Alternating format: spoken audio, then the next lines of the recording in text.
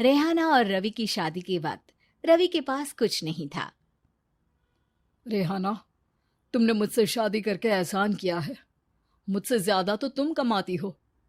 अरे तो क्या हुआ, एक दिन आएगा रवि कि तुम खूब पैसा कमाओगे। मुझे तुम पर पूरा विश्वास है। रवि और रेहाना खुद को स्टैंड करने के लिए पूरी मेहनत करते। रेहाना, मैं नौकरी नहीं करना चाहता हूँ।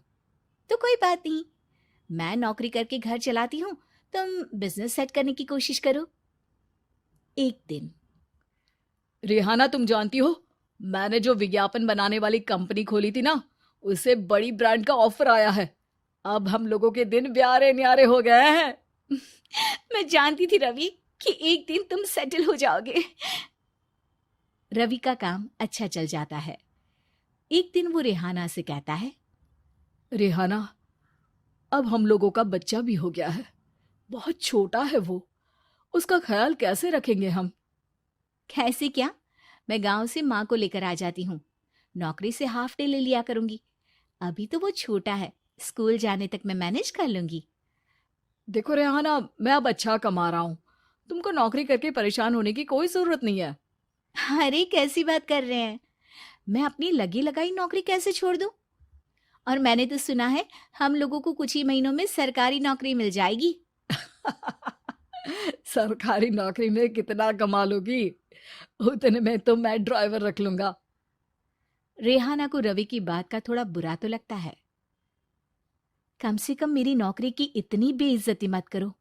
भूल गए, इसी नौकरी के बदौलत तुमने अपना बिजनेस खड़ा किया है। अरे वो तो मैं किसी के भरोसे भी कर लेता। देखो, अपने बच्चे को संभालो, घर का काम करो।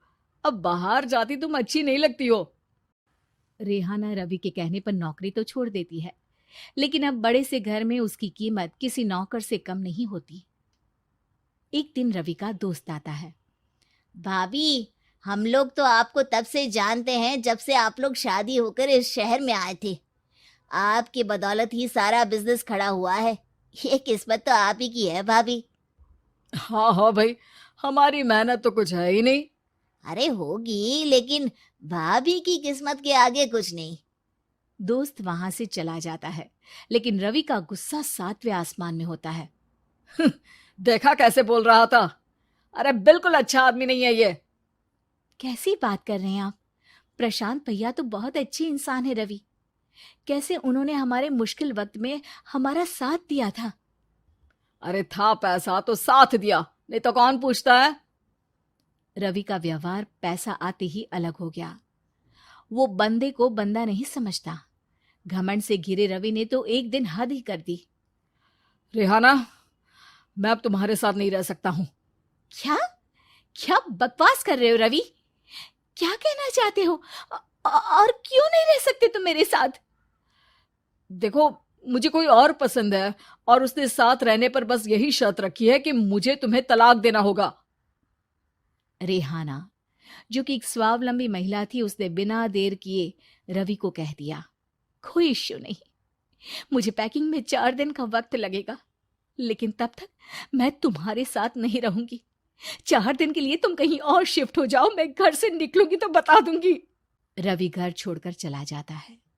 रेहाना को दुख होता है, वो रोती है, लेकिन व्यवहार से स्ट्रांग रेहाना को पति के वापस आने का और उसे सबक सिखाने का पूरा भरोसा था। फिर एक दिन, अरे शुशिका, कब शादी करोगे तुम मुझसे? यार मैंने तो सोचा था तुम शादी से पहले मुझे विदेश लेकर जाओगे, महंगी कार दिलाओगे। अरे सब दिला दूंगा, लेकिन पहले मुझसे शादी तो कर लो। हाँ हाँ, क्यों नहीं। मैं कुछ दिनों के लिए अपने मम्मी पापा के पास जा रही हूँ और लोगों से अपनी शादी की बात करूंगी। अरे शुशिका, कैसे रहूंगा मैं तुम्हारे बिना?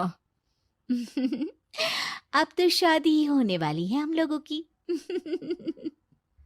शुशिका रवि को छोड़कर चली जाती है। रवि घर आता है, जहां रेहाना को ना पाकर उसे सब अजीब लगता है। घर तो रेहाना के बिना कुछ नहीं है। बच्चे की याद भी आ रही है। चलो एक वीडियो कॉल कर लेता हूँ। रवि रेहाना को वीडियो कॉल करता है, लेकिन रेहाना फोन नहीं उठाती। रात को सोते वक्त मन कर रहा है मुन्ने को गले लगा लूं। चलो कोई ना, शुशिका से शादी के बाद मेरे और भी बच्चे होंगे।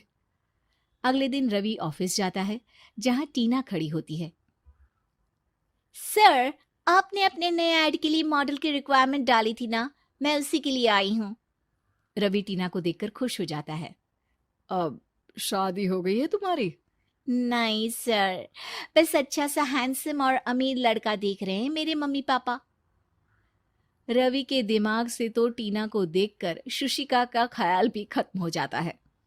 अरे यार, ये लड़की मिल जाए कितनी सुंदर है। शुशिका तो इसके आगे कुछ नहीं है।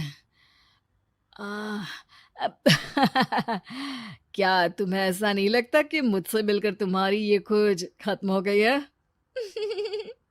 आप ना, आप तो 2 बच्चों की पापा लग रहे हैं। अरे नहीं नहीं, मेरी शादी तो हुई थी, लेकिन बीवी को किसी और से प्यार था, मुझे छोड़कर चली गई। खैर, टीना की दोस्ती रवि से हो जाती है, लेकिन 1 महीने बाद शुशिका रवि के पास वापस आती है। मेरे मम्मी पापा तुमसे मिलना चाहते हैं, लेकिन उन लोगों को ये मत बताना कि तुम पहले से शादीशुदा हो, और हाँ, शादी से पहले अपनी सारी प्रॉपर्टी तुमको मेरे नाम करनी होगी। अरे पागल, अब मैं तुमसे शादी ही नहीं करना चाहता। भला ऐसी लालची औरत से कौन शादी करेगा? तभी वहां टीना आ जाती है। रवि, ये पागल सी औरत कौन है? देखो, तुमने ही कह दिया ना पागल, तो पागल ही है। पता नहीं कौन है, कह रही है शादी कर लो, लेकिन शादी से पहले अपनी सारी प्रॉपर्टी मेरे नाम कर दो। बोल तो सही रही है। वैसे तुम जानती हो, मेरी एक सहेली है, उसके पति ने उसे पैसा आते ही छोड़ दिया, जबकि उसको खड़ा करने वाली ही मेरी सहेली थी। और मुझे भी भरोसा नहीं है। अगर मैं भी तुमसे शादी करूंगी तो तभी, जब तुम मेरे नाम अपनी सारी प्रॉपर्टी कर दोगे। अरे हाँ हाँ, क्यों नहीं, बिल्कुल कर दूंगा। रवि और टीना की शादी की तारीख तय हो जाती है। वो अपनी सारी प्रॉपर्टी के कागज लेकर शादी वाली जगह पर पहुंचता है, लेकिन वहां टीना आती नहीं। रवि टीना को मैसेज करता है। कहाँ हो? सॉरी, मैं तुमसे शादी नहीं कर सकती, मुझे तुमसे भी ज्यादा पैसे वाला मिल गया। रवि को गुस्सा आ जाता है। वो गुस्से से सारा डेकोरेशन तोड़ रहा होता है कि वहां रेहाना आ जाती है। सर, क्या हो गया? क्या डेकोरेशन पसंद नहीं आई आपको? अ, तुम यहाँ क्या कर रही हो? मैं यहाँ की डेकोरेटर हूँ। क्या आपको पसंद नहीं आई यहाँ की सजावट? रवि दौड़कर रेहाना के गले लग जाता है। मुझे माफ कर दो रेहाना। रवि रेहाना के गले लग जाता है और रेहाना टीना को थैंक्स का मैसेज करती है।